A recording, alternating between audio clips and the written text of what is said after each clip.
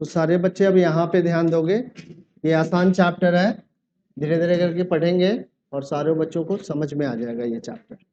ठीक है, metal non metal के बारे में आज हम लोग पढ़ने वाले हैं। ठीक है, सारे बच्चों का फोकस 1 घंटे के लिए यहाँ पे चाहिए और 1 घंटे के बाद आप अपना अपना कुछ भी कर सकते हैं। ठीक है, सो मेटल और नॉन मेटल ये जो दोनों ही है ना, अगर देखा जाए तो ये दोनों ही होते हैं एलिमेंट, और एलिमेंट मैटर का क्या है, सबसे सिंपलेस्ट फॉर्म है। अगर मेटल्स और नॉन मेटल्स को देखा जाए तो ये दोनों ही क्या है, तो ये दोनों ही हैं एलिमेंट्स। ठीक है, हम लोगों ने 9th क्लास में मैटर को क्लासिफाई किया था। मैटर का कैसे कैसे हम लोग ने क्लासिफिकेशंस किया था, तो कहा कि मैटर को क्लासिफाई करने का 2 पैरामीटर है। एक पैरामीटर है स्टेट और दूसरा पैरामीटर है फिजिकल कंपोजिशन। तो फिजिकल कंपोजिशन के बिहाफ पे अगर मैटर को आप क्लासिफाई कर सकते करना चाहो, मैटर का मतलब समझ रहे हो ना, कि वो सारी वस्तु जो क्या करे, एक स्थान घेरे और जिसमें कुछ मास होगा, उन सारे वस्तु को हम लोग क्या कह सकते हैं, मैटर कह सकते हैं। Matter can be anything which occupied space and which has some mass. ठीक है, सो वो सारा का सारा ऑब्जेक्ट मैटर है जो कोई ना कोई स्थान घेरे और जिसका कुछ ना कुछ मास हो। ठीक है, तो हमारे सराउंडिंग में जो भी चीजें पड़ी हुई है, ठीक है, जैसे टेबल है, चेयर है, ये डेस्क है, ये हमारा इंटरेक्टिव पैनल है, इवन पेन भी जो है, ये किस कैटेगरी में आएगा, मैटर के कैटेगरी में आएगा। ठीक है, तो मैटर के अगर केमिकल कंपोजिशंस को अगर हम लोग समझें, तो केमिकल कंपोजिशंस के बिहाफ पे मैटर को 2 कैटेगरी में हम लोग क्लासिफाई कर सकते हैं। सारा का कुछ चल रहा है। ठीक है, गई है कहीं। तो मैटर को आप क्या कर सकते हैं, 2 क्लास में क्लासिफाई कर सकते हैं। मैटर का एक कैटेगरी क्या होगा, प्योर होगा, और दूसरा क्या होगा, मिक्सचर होगा। समझ में आ रही है बातें? ठीक है, तो इस 2 क्लास में आप मैटर को क्लासिफाई कर सकते हैं। जो भी सराउंडिंग में मैटर आपको दिख रहा है, या तो वो प्योर है या वो क्या है, मिक्सचर है। ठीक है, जैसे मिल्क क्या है, मिक्सचर है, एयर क्या है, मिक्सचर है, बट वहीं आयरन का एक पीस है, वो प्योर है, सोडियम क्लोराइड के क्रिस्टल्स हैं, वो प्योर है, कॉपर सल्फेट प्योर है, वाटर प्योर है। ठीक है, सो आप कह सकते हैं कि हमारे सराउंडिंग में जो भी मैटर है या तो मिक्सचर है या प्योर है। प्योर मैटर्स को हम लोग फर्दर क्लासिफाई कर सकते हैं इन एलिमेंट्स एंड कंपाउंड्स। ठीक है, प्योर मैटर को हम लोग क्लासिफाई कर सकते हैं। तो किस किस कैटेगरी में कर दिया, एलिमेंट्स के कैटेगरी में किया, और किस कैटेगरी में किया, कंपाउंड के कैटेगरी में किया। प्लीज सारे बच्चे यहाँ पे ध्यान दे दो। ठीक है, क्योंकि एकदम सिंपल सिंपल वर्ड्स में समझा रहा हूँ, समझना चाहोगे एकदम से समझ में आ जाएगा। ठीक है, आज ही याद हो जाएगा। ठीक है, दोबारा पढ़ने की ज्यादा जरूरत नहीं पड़ेगी, रिवाइज कर सकते हो बट समझ में आ जाएगा। ठीक है, सो मैटर को हम लोग 2 कैटेगरी में डिवाइड किए, pure and mixture, and pure matter को we can classify as elements and compounds. अब एलिमेंट्स क्या है, तो एलिमेंट्स हमारा मैटर का सबसे सिंपलेस्ट फॉर्म है, जिसको हम लोग फर्दर सिंप्लीफाई नहीं कर सकते हैं। और एलिमेंट्स के कैटेगरी में क्या आ जाएगा, आयरन आ जाएगा, कॉपर आ जाएगा, ठीक है, जिंक आ जाएगा। ठीक है, तो यहाँ पे कुछ एलिमेंट्स हमने मेटल के कैटेगरी में लिए हैं, और ऑक्सीजन आ जाएगा, नाइट्रोजन आ जाएगा, कार्बन आ जाएगा। तो ये सारे के सारे क्या हैं, एलिमेंट्स हैं, और ये सारे के सारे एलिमेंट्स किस कैटेगरी से बिलोंग्स करते हैं, तो प्योर है। क्यों प्योर है, तो अगर पार्टिकल लेवल पे इसको एनालाइज करो, तो इसके सारे के सारे पार्टिकल्स क्या होंगे, एक जैसे होंगे, और इनकी केमिकल प्रॉपर्टी भी क्या होगी, एक जैसी होगी। इस कारण से एलिमेंट्स को हम लोग प्योर कैटेगरी में रखते हैं। कंपाउंड में भी कुछ ऐसा ही पाया गया है। कंपाउंड के जो सबसे स्मॉलेस्ट पार्टिकल होते हैं उनको हम लोग मॉलिक्यूल्स कहते हैं, और सारे के सारे मॉलिक्यूल्स क्या होते हैं, कंपाउंड के एक जैसे ही होते हैं, और इस कारण से कंपाउंड को भी हम लोग क्या कहते हैं, प्योर कहते हैं। ठीक है, बट ये जो एलिमेंट है, इस एलिमेंट को हम लोग फर्दर क्लासिफाई कर सकते हैं। ठीक है, कितने कैटेगरी में, तो 3 कैटेगरी में, और जिनके 2 के बारे में हमें पढ़ना है। तो एक कैटेगरी हमारी क्या होगी, मेटल की होगी, दूसरी कैटेगरी क्या है, नॉन मेटल की है, और तीसरी कैटेगरी हमारी मेटलॉइड्स की है, मेटलॉइड्स की। ठीक है, जिसके बारे में अभी हमें नहीं पढ़ना है, बाद में हमें स्टडी करना है, और मेटल और नॉन मेटल के बारे में हमें अभी स्टडी करना है। ठीक है, समझ में आ गया? तो मेटल और नॉन मेटल क्या है? दोनों ही हमारे एलिमेंट्स हैं और दोनों ही प्योर मैटर्स हैं। ठीक है, इतनी बातें समझ में आई। अब हम लोग देखते हैं कि किस तरीके से एलिमेंट्स को हमने मेटल और नॉन मेटल के कैटेगरी में कैटेगराइज किया है। जब भी हम लोग एलिमेंट का कैटेगराइजेशन करते हैं तो इस कैटेगराइजेशन में दो पैरामीटर हम लोग कंसिडरेशन में लेते हैं, एक फिजिकल प्रॉपर्टी और केमिकल प्रॉपर्टी। फिजिकल और केमिकल प्रॉपर्टी के बिहाफ पे हमने एलिमेंट्स को मेटल और नॉन मेटल की कैटेगरी में डिवाइड किया। ठीक है, so elements can be classified as metal and non-metal on the basis of their properties. Example of some metal: iron, aluminium, silver, copper.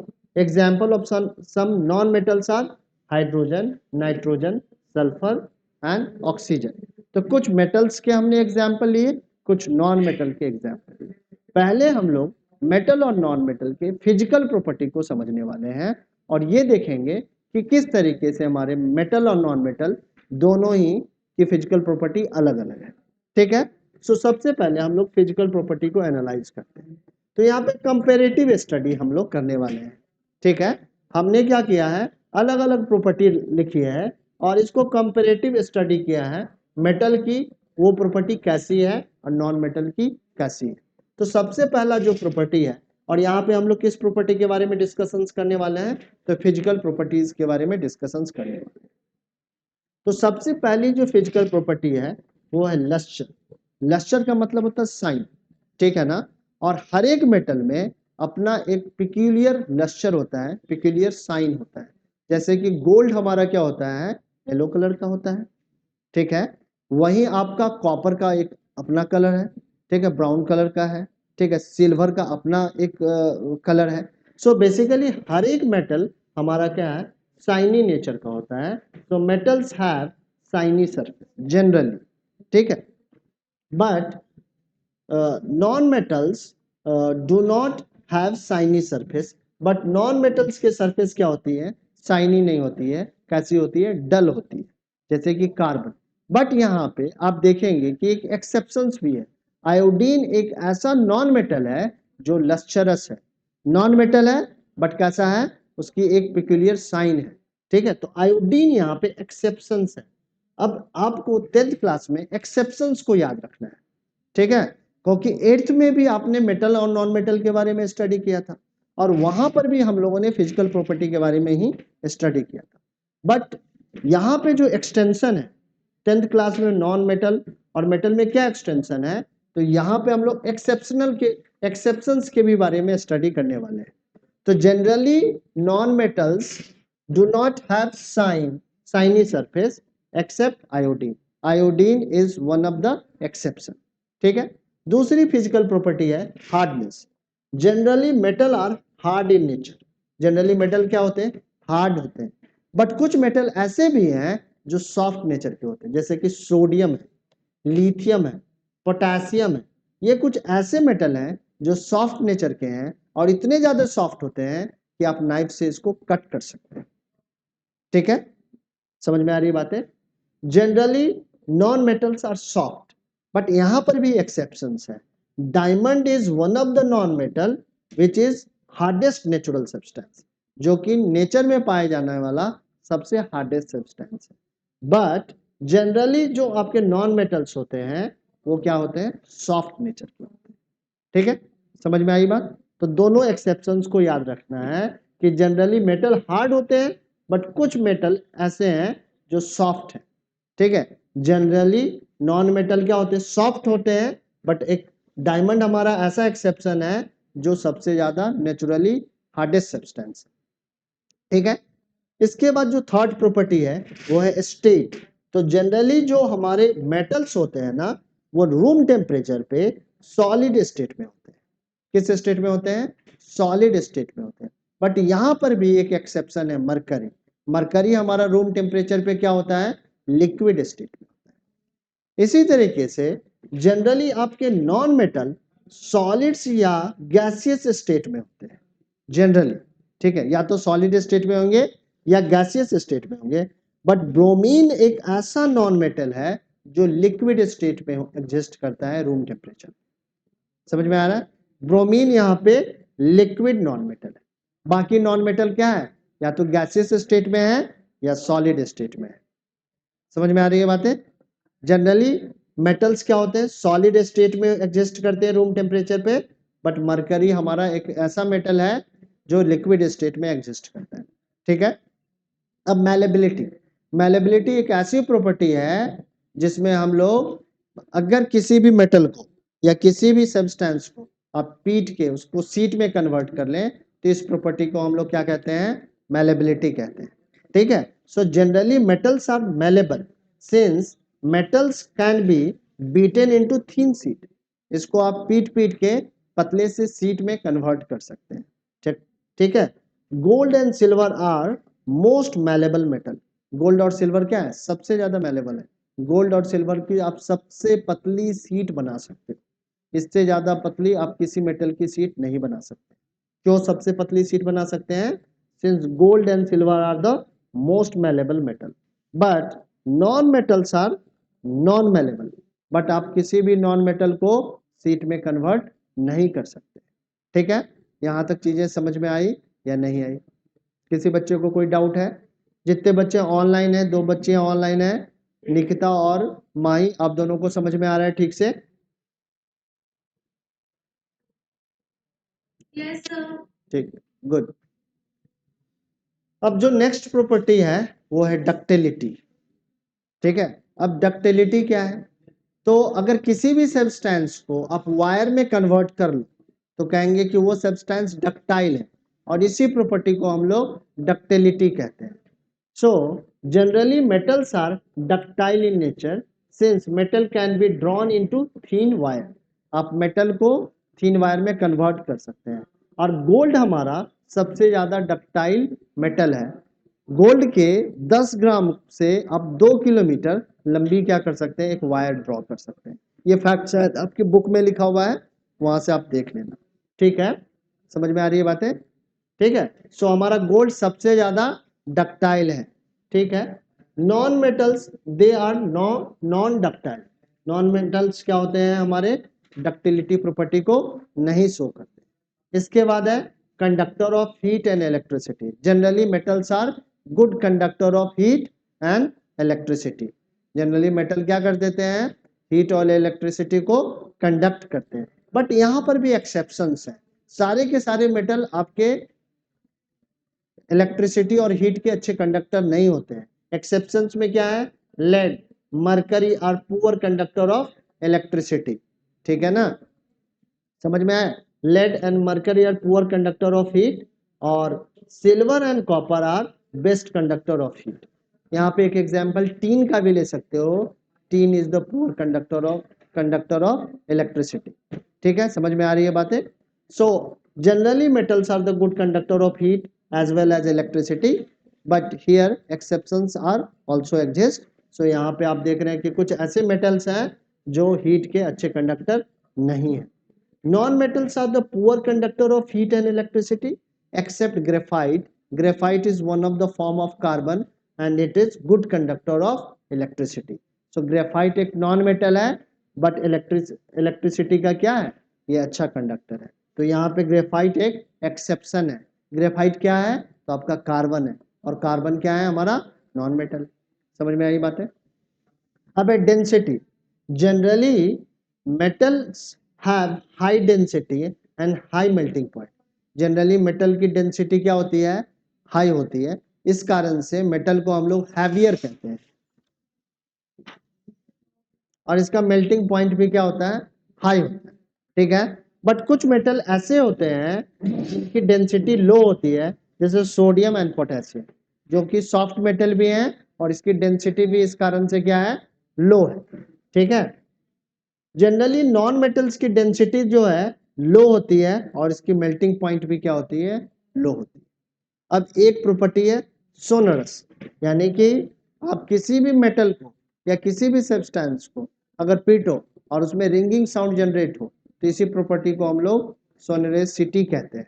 ठीक है। So generally metals are sonorous in nature since metal produce a sound on striking a hard surface. जब भी hard surface से आप hammering करोगे metal के ऊपर में तो एक रिंगिंग साउंड जनरेट होगा, ठीक है। But non metals are not sonorous.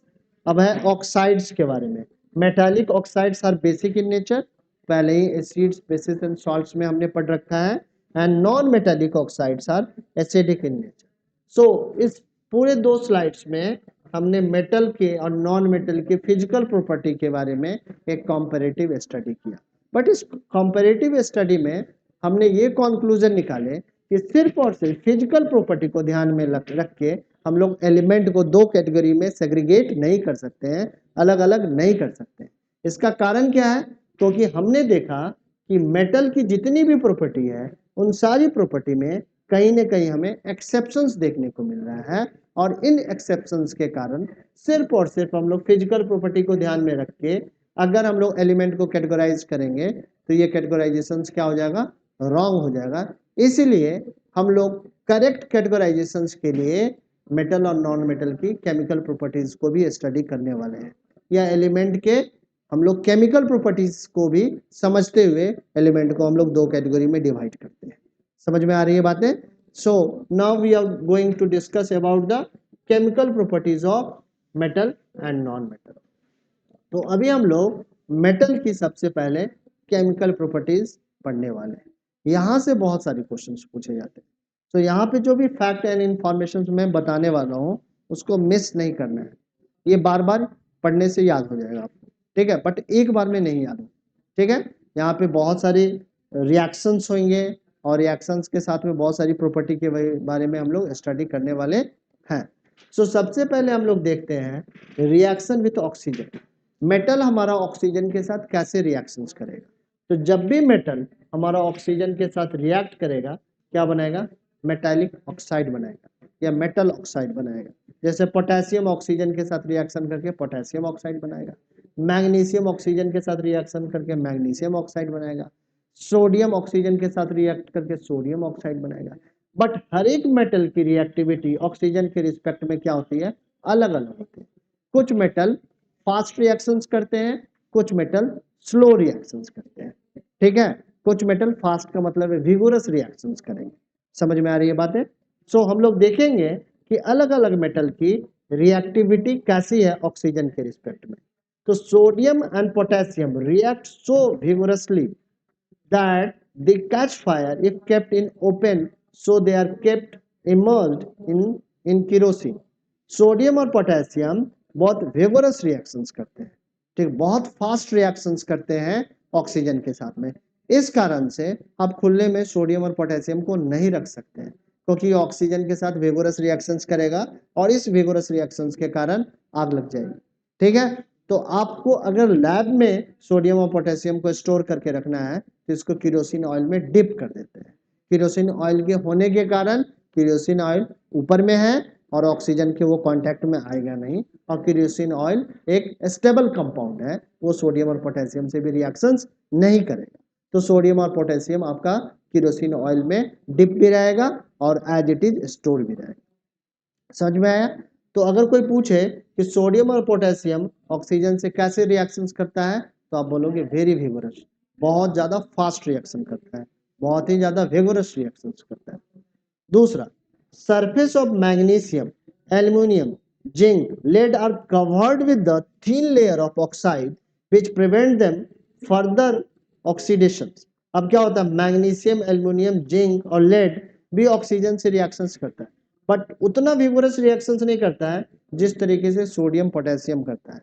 इस कारण से आपने सबसे पहले वाले चैप्टर में जहाँ पे हम लोगों ने केमिकल और रिएक्शन एंड इक्वेशंस पढ़ा था, वहाँ पे मैग्नीशियम रिबन को जब हमने बर्न किया था तो बर्न करने के पहले मैग्नीशियम रिबन को हमने पहले 1 सेंटीमीटर क्लीन भी किया था सैंड पेपर से, क्योंकि मैग्नीशियम क्या है? एक रिएक्टिव मेटल होने के कारण ऑक्सीजन के साथ रिएक्शंस करके मैग्नीशियम रिबन के ऊपर में एक मैग्नीशियम ऑक्साइड की स्टेबल लेयर आ जाती है जो फर्दर ऑक्सीडेशन को क्या करता है? प्रिवेंट भी कर देता है, ठीक है। मैग्नीशियम का ये मान लो कि रिबन है, ये ऑक्सीजन के कांटेक्ट में है तो ऊपर में एक मैग्नीशियम ऑक्साइड की लेयर आ जाएगी।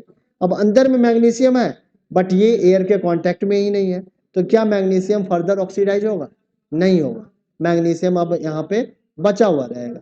अगर आप इसको फिर से ऑक्सीजन के कांटेक्ट में लाएंगे तभी ये बर्निंग प्रोसेस में पार्टिसिपेट करेगा।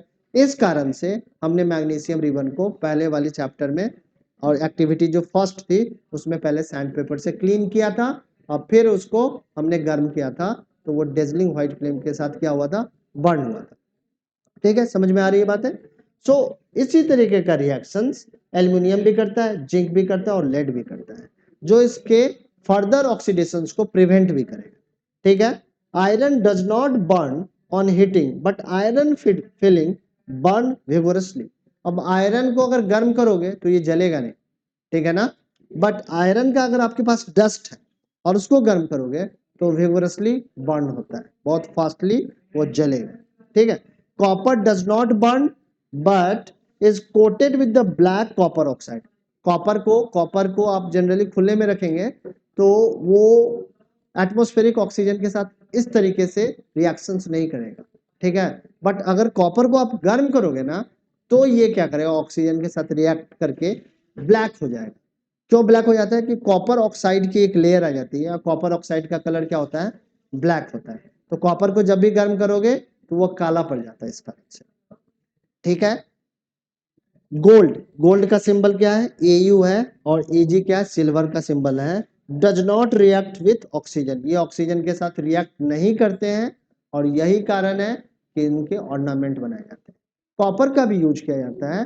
कॉपर भी जनरली, यानी कि कॉपर के हम लोग कड़ा वगैरह पहनते हैं ना, तो जनरली वो क्या होता है? ब्लैक पड़ता है क्या? नहीं पड़ता है, वो ग्रीनिश पैच आता है।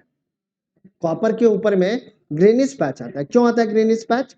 ग्रीन कलर का पैचेस आप देखेंगे कॉपर में आ जाता है, क्योंकि कॉपर क्या होता है? एटमॉस्फेरिक कार्बन डाइऑक्साइड के साथ रिएक्शन, ऑक्सीजन के साथ ऐसे नहीं करेगा। ऑक्सीजन के साथ तब रिएक्शंस करेगा जब इसको गर्म करो। समझ में आया? तो ये बुलेट्स में जितने भी पॉइंट्स लिखे हुए हैं सारे के सारे इंपॉर्टेंट पॉइंट है, सारे के सारे पॉइंट से कभी न कभी क्वेश्चंस पूछा गया है, इसलिए इसको छाट छाट के बुलेट पॉइंट्स में लिख दिया गया है नोट्स में। सो इसको याद करना है, एक दो बार पढ़ोगे अपने आप आपके बैक ऑफ द ब्रेन चला आएगा, और जब भी एमसीक्यू क्वेश्चंस आएगा या असर्शन एंड रीजनिंग में क्वेश्चन पूछे जाते हैं या आपका डिस्क्रिप्टिव भी क्वेश्चन है तो अपने आप ही आप लिख दो। ठीक है, तो बार बार इसको रीड करना। अब दूसरा है हमारा यहाँ पे, जो हमारे मेटालिक ऑक्साइड होते हैं वो किस नेचर के होते हैं?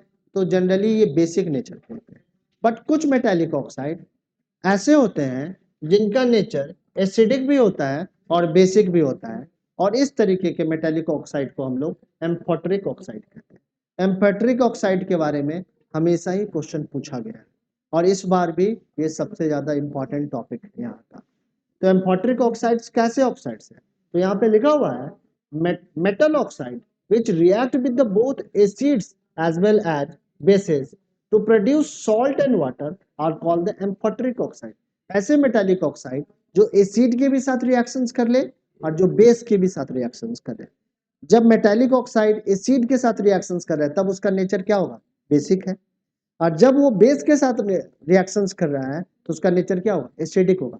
बट इस तरीके के ऑक्साइड बहुत कम होते हैं। Generally metallic oxide basic nature के होते हैं, बट कुछ मेटालिक ऑक्साइड एसिडिक नेचर को भी शो करते हैं और बेसिक नेचर को भी दिखाते हैं। इस कारण से कुछ मेटालिक ऑक्साइड्स को हम लोग एम्फोटरिक ऑक्साइड कहते हैं, जिसके एग्जाम्पल है zinc oxide, lead oxide, aluminium oxide, stannous oxide.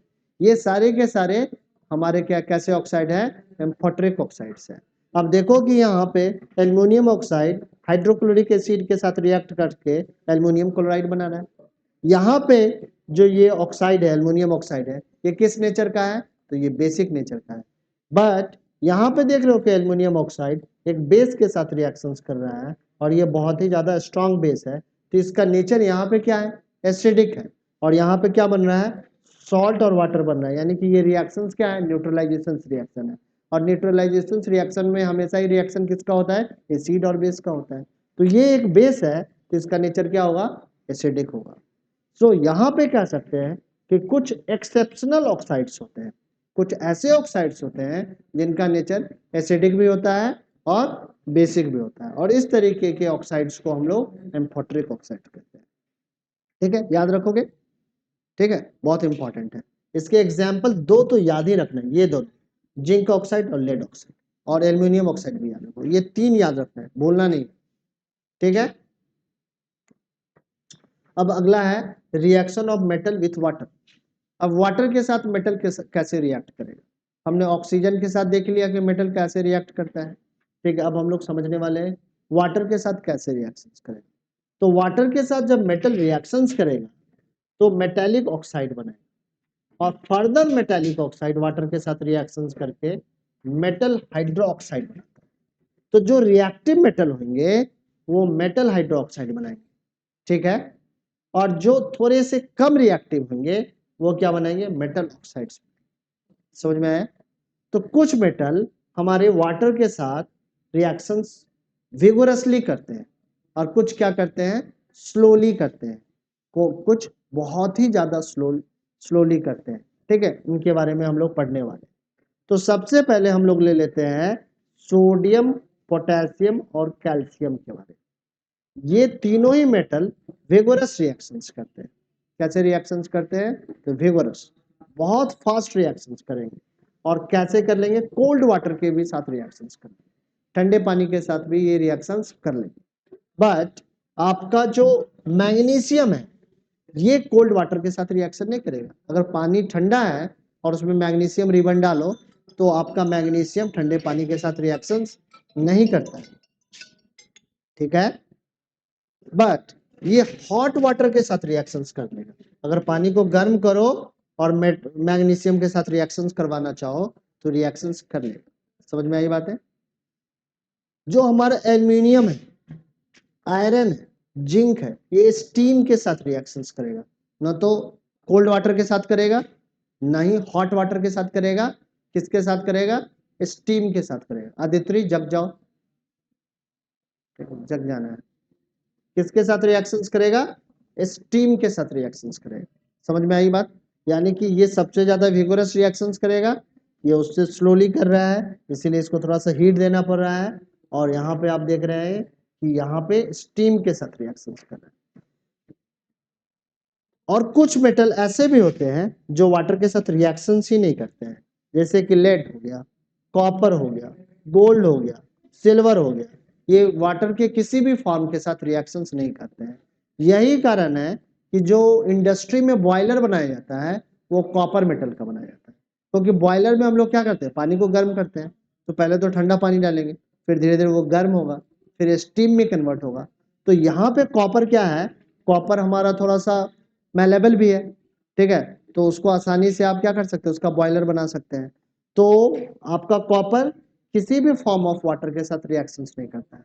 जो अच्छे क्वालिटी के गीजर आते हैं उसका भी जो अंदर का हीटिंग एलिमेंट जिस कंटेनर में होता है वो कंटेनर भी हमारा क्या होता है, कॉपर का ही होता है। क्योंकि कॉपर हमारे वाटर के किसी भी फॉर्म के साथ रिएक्शंस नहीं करता, ठीक है। समझ में आई बात। हाँ हाँ, तो उसके साथ तो बहुत जबरदस्त रिएक्शंस करेगा यार। जब ये कोल्ड वाटर के साथ रिएक्शंस कर ले रहा है तो हॉट वाटर के साथ नहीं करेगा। वो क्या कर देगा मालूम नहीं। कोई एक बच्चा बिना ट्यूशन पढ़े मान लो बहुत अच्छा कर गया, या उसको एकदम से बहुत ज्यादा दिक्कत था जिंदगी में, फिर भी कुछ ऐसा कर गया जो कर पाना किसी के लिए मुश्किल था, तो उसको सारा सिचुएशन एमेकेबल मिलेगा तो क्या नहीं कर लेगा, ठीक है ना। समझ में आ रही बात। सो ऐसा नहीं है कि आपका sodium, potassium, calcium hot water के साथ नहीं करेगा। ये जब कोल्ड वाटर के साथ ही रिएक्ट कर गया तो हॉट वाटर देखो तो कितना ज्यादा विगोरस होगा, बहुत ज्यादा विगोरस होगा, ठीक है। ब्लास्ट हो सकता है, बहुत ज्यादा हीट एनर्जी जनरेट हो सकता है, ठीक है ना। और स्टीम के साथ करवाओगे तो न जाने क्या हो जाएगा, ठीक है। समझ में आ रही है। अब क्या है, ये जो दो मेटल है कैल्शियम और मैग्नीशियम, इसको जब आप पानी में डालेंगे ना तो ये पानी में फ्लोट करता रहता है। जनरली एक्सपेक्टेशन ऐसा होता है क्योंकि मेटल की डेंसिटी हाई होती है तो इसको वाटर में सिंक कर जाना चाहिए। बट ये दो मेटल ऐसे हैं जो आपके पानी के सरफेस पे क्या करते रहते हैं, फ्लोट करते रहते हैं। इसका कारण ये नहीं है कि इसकी डेंसिटी वाटर की डेंसिटी से ज्यादा है, इसका कारण ये है कि इसके सरफेस पे हाइड्रोजन गैस के बबल क्या हो जाते हैं, स्टिक हो जाते हैं, और स्टिक होने के कारण ये वाटर के सरफेस पे फ्लोट करता है। ये क्वेश्चन बोर्ड में पूछा गया, ठीक है ना। So calcium and magnesium float as bubbles of hydrogen stick to their surface. समझ में आया? सो याद रखना है। तो यहाँ तक सारी बातें जो मैंने डिस्कस की आप लोगों के साथ समझ में आई या नहीं आई? अगर समझ में आ गई है तो एक दो बार पढ़ोगे याद हो जाएगा। आगे बढ़े। तो यहाँ तक समझ में आ गया होगा सारे बच्चों को। अब आगे बढ़े। तो अगला टॉपिक है reaction of metal with dilute acid. अब एसिड के साथ मेटल कैसे रिएक्ट करता है? तो ये टॉपिक क्या हम लोग पहली बार पढ़ रहे हैं या दूसरी बार पढ़ रहे हैं? जब हमने एसिड्स बेसिस सॉल्ट पढ़ा था, सॉल्ट्स पढ़ा था, तो वहां पर भी हमने मेटल का रिएक्शन एसिड के साथ करवाया था। क्या रिएक्शन होता है? सॉल्ट और हाइड्रोजन गैस बनता है। तो फिर से वो प्रॉपर्टी यहाँ पे रिपीट हो रही है। मेटल जब डाइल्यूट एसिड के साथ रिएक्शंस करेगा तो मेटल सॉल्ट बनाएगा और हाइड्रोजन गैस बनाएगा। बट कुछ मेटल एसिड के साथ रिएक्शंस ही नहीं करते हैं, जिसमें आता है कॉपर, सिल्वर, मरकरी। ये सारे के सारे ऐसे एलिमेंट्स हैं which do not react with the dilute acid. ये डाइल्यूट एसिड्स के साथ रिएक्शंस नहीं करते। समझ में आ गई बातें या नहीं आई? याद रखोगे। जनरली मेटल जब भी डाइल्यूट एसिड के साथ रिएक्शंस करेगा तो मेटल सॉल्ट और हाइड्रोजन गैस बनेगा। बट कुछ मेटल ऐसे हैं जो डाइल्यूट एसिड के साथ रिएक्शंस नहीं करते हैं। इनको याद रखना है, कॉपर, गोल्ड एंड मरकरी। याद रखोगे, ठीक है? आगे बढ़े। अब है reaction of metal with the solution of other metal salt. अब किस तरीके से हमारा मेटल दूसरे मेटल सॉल्ट के साथ रिएक्शंस करेगा? तो यहाँ पे ये डिस्प्लेसमेंट रिएक्शंस करेगा और यहीं से हमें पता चलता है कि कौन सा मेटल ज्यादा रिएक्टिव है और कौन सा मेटल हमारा लेस रिएक्टिव है। क्योंकि अभी हम लोग इस रिएक्शंस के बेसिस पे ये डिसाइड करने वाले हैं कि जितने भी मेटल्स हैं उनमें सबसे ज्यादा टॉप मोस्ट रिएक्टिव मेटल कौन है और सबसे लेस्ट रिएक्टिव मेटल कौन है।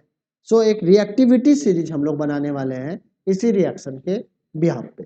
तो अगर आपने एक मेटल ले लिया है और इसका reaction salt solution of B से करवा रहे हो, यानी कि बी मेटल के सॉल्ट से करवा रहे हो, और ये ए मेटल अगर बी मेटल से ज्यादा रिएक्टिव है तो ये रिएक्शंस हो पाए।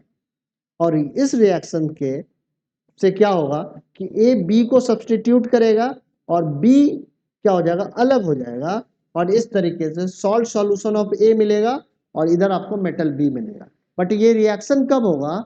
जब एक मोर रिएक्टिव मेटल का रिएक्शन लेस रिएक्टिव मेटल के सॉल्ट के साथ करवाया जाए। जैसे कि यहाँ पे है आयरन का रिएक्शन कॉपर सल्फेट के साथ करवाया गया। यहाँ पे जो कॉपर सल्फेट है ये कॉपर का सॉल्ट है और कॉपर आयरन से क्या है, लेस रिएक्टिव है। इसीलिए आयरन इसको क्या कर देगा, डिस्प्लेस कर देगा। आयरन क्या करेगा, कॉपर को डिस्प्लेस कर देगा और कॉपर के पोजीशन पे चला जाएगा। तो बनेगा क्या, आयरन सल्फेट, और कॉपर डिस्प्लेस हो जाएगा। बट अगर आप कॉपर का रिएक्शन आयरन सल्फेट के साथ करवाना चाहें तो ये रिएक्शन ही नहीं हो पाएगा, क्योंकि कॉपर आयरन को डिस्प्लेस ही नहीं कर पाएगा, क्योंकि कॉपर आयरन से लेस रिएक्टिव है। इससे ये पता चल रहा है कि कौन सा मेटल हमारा लेस रिएक्टिव है और कौन सा हमारा मेटल मोर रिएक्टिव है। अंदाजा लगेगा या नहीं लगेगा? लगेगा ना। सो इस रिएक्शंस के बिहाफ पे हमने ये रिएक्टिविटी सीरीज बनाई है। इस रिएक्टिविटी सीरीज में हम लोगों ने मेटल को अरेंज किया है उनके रिएक्टिविटी के बिहाफ पे। तो सबसे हमारा ज्यादा रिएक्टिव मेटल कौन सा है? पोटेशियम है। इसके बाद क्या है? सोडियम। यानी कि पोटेशियम का रिएक्शन अगर सोडियम के सॉल्ट से करवाए तो पोटेशियम सोडियम को क्या कर देगा, डिस्प्लेस कर देगा। ठीक है। इसके बाद हमारा तीसरा मेटल कौन है? लिथियम है। ये रिएक्टिविटी सीरीज आपको याद होनी चाहिए। इसके बाद क्या है? कैल्शियम है, फिर मैग्नीशियम है, फिर एल्यूमिनियम है, फिर जिंक है, फिर आयरन है, फिर टिन है, फिर लेड है, फिर कॉपर है, फिर मरकरी है, फिर सिल्वर है, फिर गोल्ड है। गोल्ड हमारा क्या है? Least reactive metal. बट आपके बुक में जो रिएक्टिविटी सीरीज होगी उस रिएक्टिविटी सीरीज में आपने देखा होगा कि एक हाइड्रोजन भी दिखाया होगा। ठीक है। हाइड्रोजन को इसलिए दिखाया है क्योंकि इससे आपको अंदाजा ये मिलता है हाइड्रोजन का नेचर थोड़ा सा एक्सेप्शनल नेचर का है। ये कभी कभी इलेक्ट्रोपॉजिटिव नेचर का भी होता है, कभी कभी ये इलेक्ट्रोनेगेटिव नेचर का भी होता है। और जनरली मेटल क्या होते हैं ना, इलेक्ट्रोपॉजिटिव नेचर के होते हैं, ठीक है। और दूसरा, हाइड्रोजन क्या है, बहुत सारे कंपाउंड में अवेलेबल होता है, ठीक है। तो कौन से मेटल हाइड्रोजन को डिस्प्लेस कर सकते हैं, इस रिएक्टिविटी सीरीज से पता चलता है, ठीक है ना। जैसे कि हमारा एक रिएक्शन हम लोग ने क्या पढ़ा था कि मेटल का रिएक्शन हम लोगों ने पढ़ा था। जैसे हम लोगों ने एक रिएक्शन पढ़ा था जिंक का रिएक्शन हाइड्रोक्लोरिक एसिड के साथ अगर करवाओ, तो जिंक क्या कर रहा था, यहाँ पे जिंक क्लोराइड बना रहा था और हाइड्रोजन गैस क्या हो रहा था, इवॉल्व हो रहा था, ठीक है। अब जिंक हाइड्रोजन को क्यों डिस्प्लेस कर पा रहा है, क्योंकि जिंक हमारा हाइड्रोजन से ज्यादा रिएक्टिव है। बट जिंक की जगह पे अगर हम लोग कॉपर लेंगे तो क्या ये रिएक्शंस होगा, तो ये रिएक्शंस ही नहीं होगा अगर डाइल्यूट एसिड है, क्योंकि कॉपर हाइड्रोजन को डिस्प्लेस ही नहीं कर पाएगा। इसीलिए पीछे वाले एक अगर हम लोग रिएक्शंस में देखें तो यहाँ पे जो मेटल और डाइल्यूट एसिड का रिएक्शन था, यहाँ पे हमने कहा कि कॉपर, सिल्वर, मरकरी, ये तीन ऐसे मेटल हैं जो डाइल्यूट एसिड के साथ रिएक्शंस नहीं करेंगे, क्योंकि ये हाइड्रोजन को डिस्प्लेस ही नहीं कर सकते हैं, क्योंकि हाइड्रोजन से लेस रिएक्टिव है या नहीं। इसका अंदाजा हमें किससे मिलता है, तो अपने रिएक्टिविटी सीरीज से मिलता है। कार्बन भी क्या है, बहुत सारे कंपाउंड में अवेलेबल होता है, इसीलिए कार्बन को भी यहाँ पे रख दिया गया है कि कार्बन के कंपैरिजन में आप देख सके कि कौन कौन से मेटल ज्यादा रिएक्टिव है और कौन कौन से मेटल कम रिएक्टिव। यहाँ तक सारी चीजें आपको समझ में आई या नहीं आई, ठीक है। तो पूरा का पूरा एक सेक्शन हम लोगों ने मेटल एंड नॉन मेटल का कवर कर लिया। अब हम लोग जरा चलेंगे एनसीईआरटी बुक पे और वहां से कुछ क्वेश्चन आंसर्स को डिस्कस करने वाले हैं। इसके बाद एक बहुत ही इंपॉर्टेंट टॉपिक है reaction of metal and non metal, जहाँ पे हम लोग आयनिक कंपाउंड के बारे में पढ़ेंगे और आयोनिक बॉन्डिंग के बारे में भी पढ़ेंगे, ठीक है। बट इसको पढ़ने के पहले हम लोग कुछ क्वेश्चन आंसर्स लेंगे जो कि एनसीईआरटी बुक के हैं, ठीक है। तो एनसीईआरटी बुक सारे बच्चे ओपन कर लो।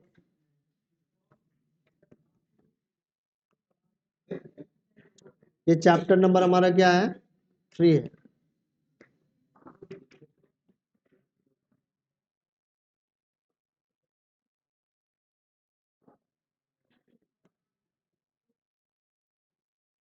हाँ जी, इस चैप्टर नंबर 3 में ये सारी चीजें हम लोगों ने डिस्कस करी।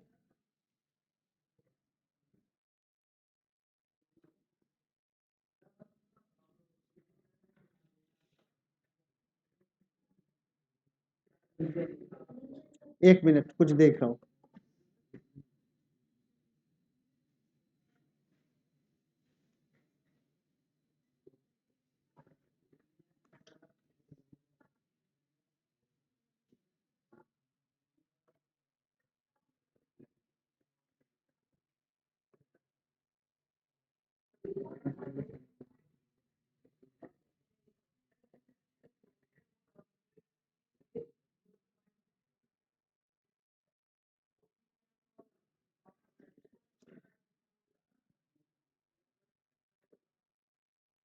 ठीक है, यहाँ पे कुछ एग्जाम्पल्स हैं, कुछ क्वेश्चंस है, उसको हम लोग अटेम्प्ट करते हैं। क्या क्वेश्चन में लिखा हुआ है, तो क्वेश्चन में पूछा है कि give an example of a metal which is a liquid at the room temperature, mercury, ठीक, can be easily cut with the knife, sodium, potassium, is best conductor of heat, silver, poor conductor of heat, ठीक है, lead and mercury, ठीक है ना। Explain the meaning of malleable and ductile, हाँ, by the mean of B10, then it is called malleability, and ductility is the property in which we can convert the matter into the wire, ठीक है ना, and such a property is known as ductility, ठीक है। तो यहाँ पे समझ में आ गया, ठीक है। आगे बढ़ जाते हैं केमिकल प्रॉपर्टीज के बाद।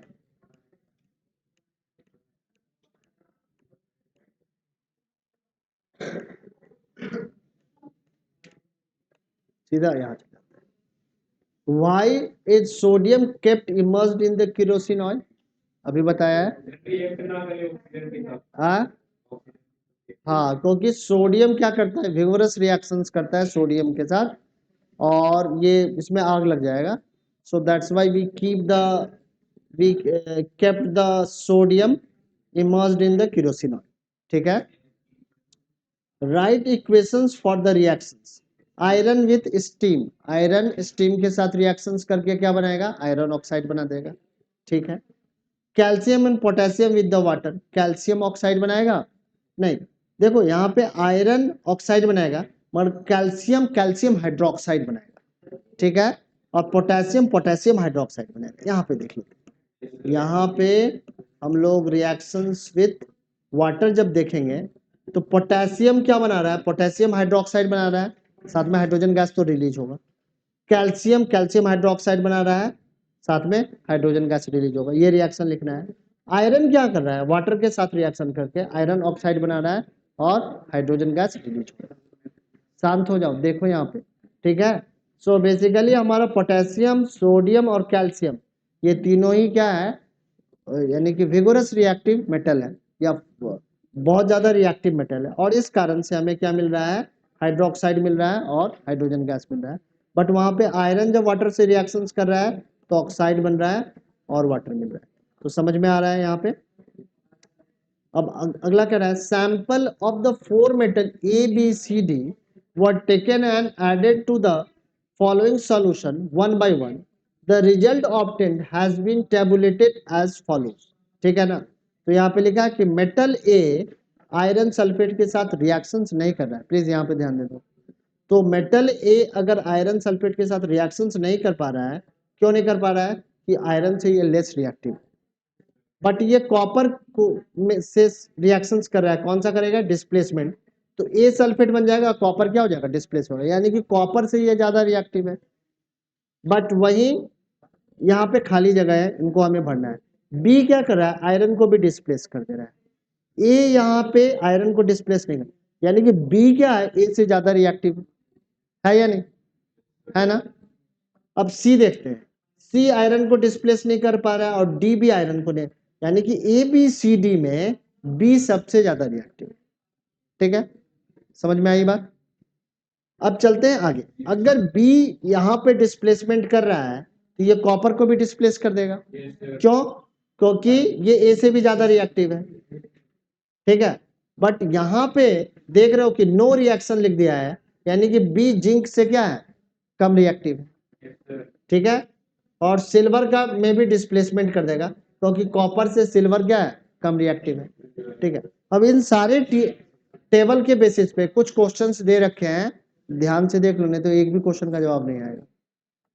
Which is the most reactive metal, इस एबीसीडी में सबसे ज्यादा रिएक्टिव मेटल कौन सा है, तो बी है। What should you observe if B is added to the solution of copper sulfate? अगर B को कॉपर सल्फेट के सॉल्यूशन में डालोगे तो क्या होगा, डिस्प्लेसमेंट रिएक्शन होगा।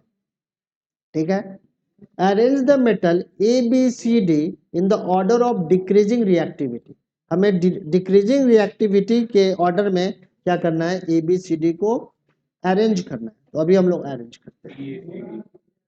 तो हमारा सबसे ज्यादा रिएक्टिव मेटल क्या है, तो सबसे ज्यादा रिएक्टिव मेटल है ए, नहीं बी, सॉरी, बी के बाद क्या है, ए, और ए के बाद क्या है हमारा, सी, और उसके बाद क्या है, डी। तो डी हमारा ए बी सी डी में सबसे लेस रिएक्टिव। कैसे पता चला, तो इसी डेटा से ही पता चला है, क्योंकि बी आयरन को डिस्प्लेस कर रहा है, ए हमारा कॉपर को डिस्प्लेस कर रहा है, सी हमारा सिल्वर को डिस्प्लेस कर रहा है, और डी तो किसी को डिस्प्लेस ही नहीं कर पा रहा है, इसलिए कि ये सिल्वर से भी लेस रिएक्टिव है।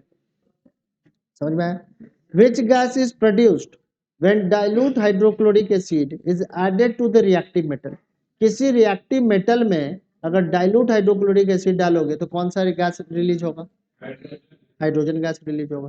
Right the chemical reaction when iron react with the dilute hydrochloric acid, जब आयरन क्या होगा, डाइल्यूट हाइड्रोक्लोरिक एसिड के साथ रिएक्ट करेगा तो क्या होगा, तो क्या आयरन डाइल्यूट हाइड्रोक्लोरिक एसिड के साथ रिएक्ट करता है, तो हाँ जी आयरन कर लेगा हमारा, तो बनाएगा आयरन सल्फेट और hydrogen gas.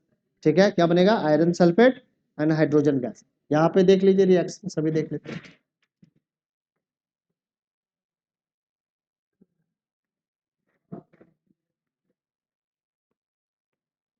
Reactions of acid, metal salt के साथ रिएक्शंस करेगा तो क्या बनाएगा, आयरन कर लेता है रिएक्शंस, आयरन का रिएक्शंस नहीं दिया है, बट आयरन सल्फेट बनेगा और हाइड्रोजन गैस क्या होगा, रिलीज होगा।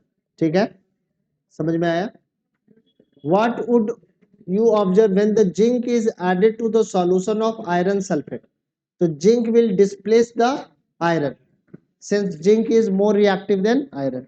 जिंक क्या है, आयरन से ज्यादा रिएक्टिव है, इसीलिए जिंक क्या करेगा, आयरन को आयरन सल्फेट सॉल्यूशन से डिस्प्लेस कर देगा।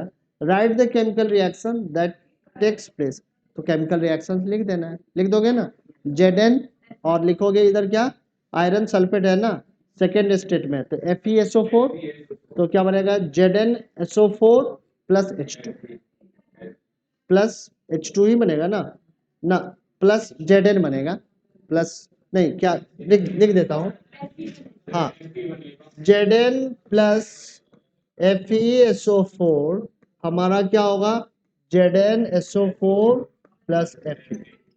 ठीक है, ठीक है, तो इस तरीके से हमारा रिएक्शन, ठीक है। तो आज के सेशंस में हम लोग इतना ही रहने दे रहे हैं, फिर अगले सेशंस में हम लोग पढ़ने वाले how do metals and non metal react.